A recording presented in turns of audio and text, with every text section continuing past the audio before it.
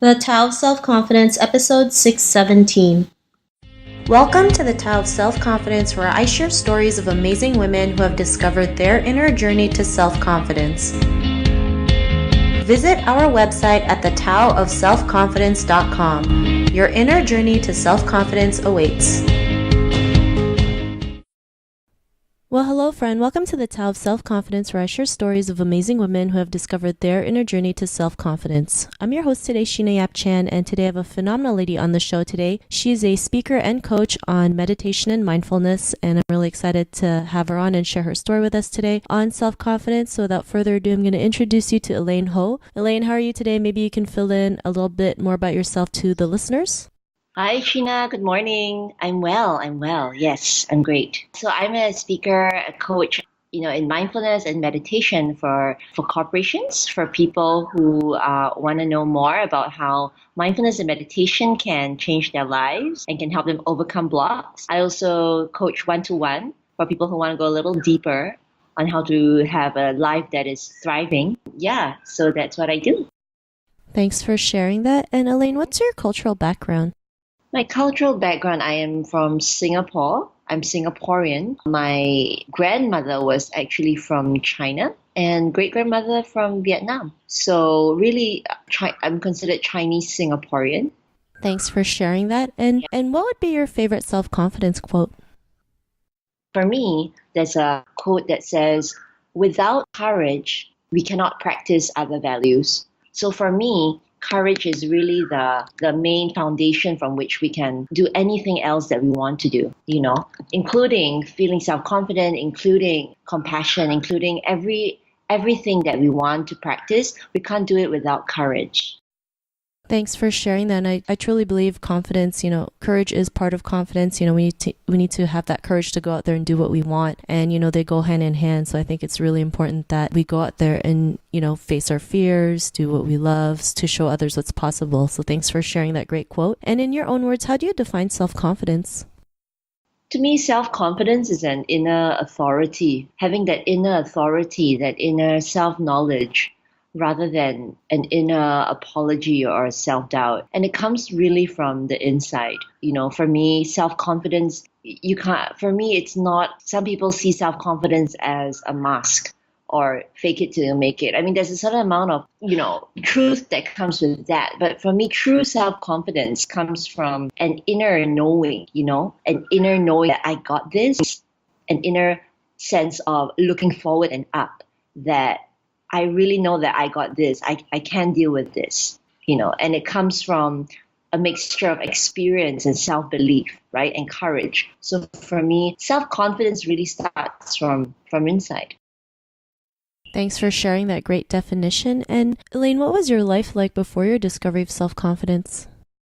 Well, to be honest, Sheena, to me, there was not one moment of discovery of self-confidence, It's not like one moment happened and my whole world shifted. For me, it was a series of life events happening over maybe 5 to 10 years that really built up my confidence to who I am now. And one of these moments include having anxiety attacks 10 years ago, about how I thought I could maybe not handle this, about how people were thinking of me, in my early 20s. I was very, very, very high strung, very worried about a perfectionist about everything. And when you think about it, if I think about it, those that push for perfectionism really is a desire to reach the artificial standards of society. You know what I mean? So what helped me realize that wasn't working was I really sat down and thought, the turning point, one of the turning points was, I think I had my third anxiety attack. And I was like, this really isn't working. This really isn't working. So what can I do? And I think one big thing for me was the self-responsibility. I started to really sit up and take responsibility. And I started really meditating every day. And then I started exercise. I started jogging, meditation, jogging, and yoga, like a lot. Every week I would do that. And that built up my inner resources. So I say inner resource meaning what can we draw from when we're down? There's outer resource, there are family and friends, but for me inner resource is very important. Like being really grateful for our breath and really counting our blessings is really big for me. And as well as the inner resource of going inwards and even journaling.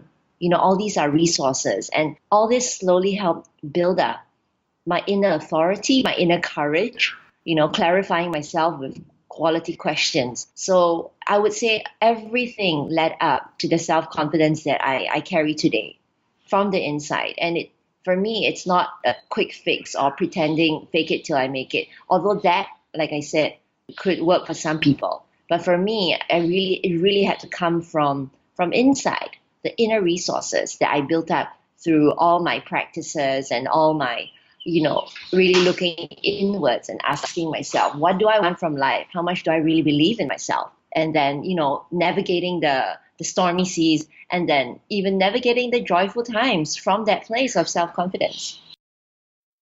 Thanks for sharing that. And I love how you mentioned, using your inner resources, because a lot of people don't realize like they have to work inwards so that it would come out, right? Work from the inner to show, what you want to attract in your life, right? When we start asking ourselves, what are some of our inner resources that we can use to build up our confidence? Like you mentioned, it could be jogging, it could be reading a self-help book, it could be just, staying silent for 5 minutes, whatever it is. The best thing about building your confidence is you do what's right for you versus like thinking this is the only way. And, because you were able to do that, what's your life been like now?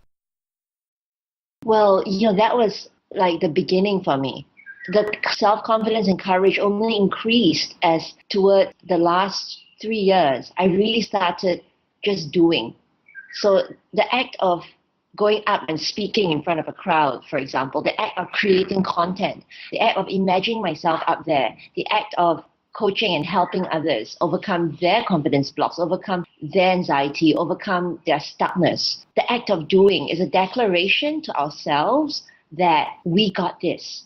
It's a declaration, all this that I'm doing is a declaration to myself that I'm moving the direction that I want to. So the confidence is about taking that next step and that next step and that next step. You know what I mean? The baby steps. And not only am I declaring to myself that I can do it, that I got this, but it's in a way a declaration to the world that we got this. That's basically what I feel how I feel we can build our confidence every day, a little bit at a time, baby steps. If 10 years ago it was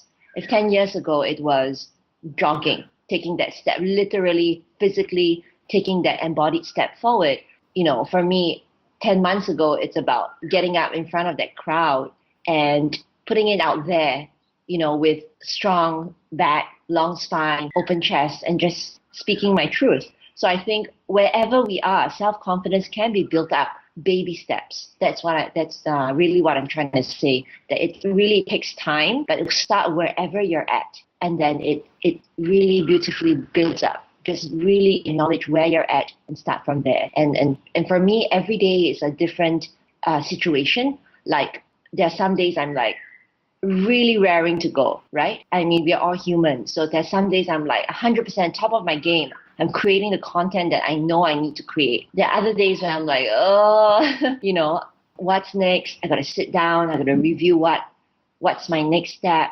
And sometimes it's really also about taking a break and just meditating, being present and realizing the abundance, and we are already full, that we already are there. We already have what we need, and just resting in that space and knowing and trusting.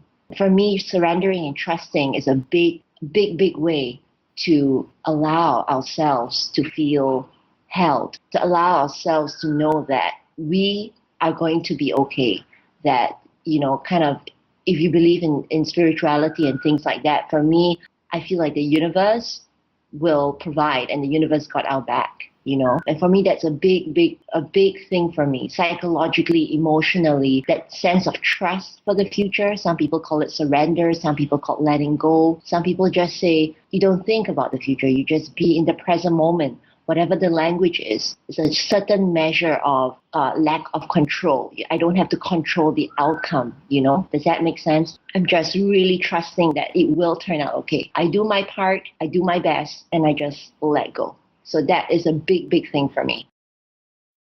Thanks for sharing that. And yeah, I also believe just learning to let go and, realize like the universe has our back because, back then I used to worry about every single little thing. And, we worry so many things about, we worry about so many things that hasn't happened yet. I had to work on that, right? And it takes time. It's not going to like happen in a day, but the more we work on it, the better we get at learning to just let go and just realize that everything, will work out for us, right? The universe has our back or whoever you may believe in. And just knowing that just gives you that sense of peace, knowing that everything will be okay. So I really love that you mentioned that. And absolutely. Just want to add, it was Gabriel Bernstein who wrote that book, The Universe Has Got My Back. And it really aligns to what I believe in. It really aligns. It resonated with me. Awesome. Well, thanks for sharing that. And if our listeners wanted to get to know a little bit more about you and what you do or check out some of your work, is there any links or social media profiles we can connect with? So I am on Instagram _Elaine Ho _, but I'm more active on Facebook and can also find me on my website, www.elaineho-mindfulness.com. Thanks for sharing that. And to our listeners, if you want to connect with Elaine, you can also head on over to thetaoofselfconfidence.com and search for Elaine's name. Her show notes will pop up along with everything else that we talked about. And I really just want to thank Elaine for taking the time to share her story and tips with us on self-confidence. So thank you so much, Elaine. You're welcome, Sheena. I just want to say one more thing. I really like the fact that this thing is called the Tao of self-confidence. That's very zen. There's this a certain amount of ease and mindfulness that goes along with the Tao, right? The whole philosophy behind it. So yeah, I like that. Oh, well, thank you. I appreciate that. And to our listeners, be on the lookout for another new episode of another amazing woman's journey to self-confidence, and we'll talk to you soon. Bye for now. Thank you for tuning in to another amazing episode of The Tao of Self-Confidence. Visit our website at thetaoofselfconfidence.com to check out cool resources, blog articles, show recaps, and so much more. Your inner journey to self-confidence awaits.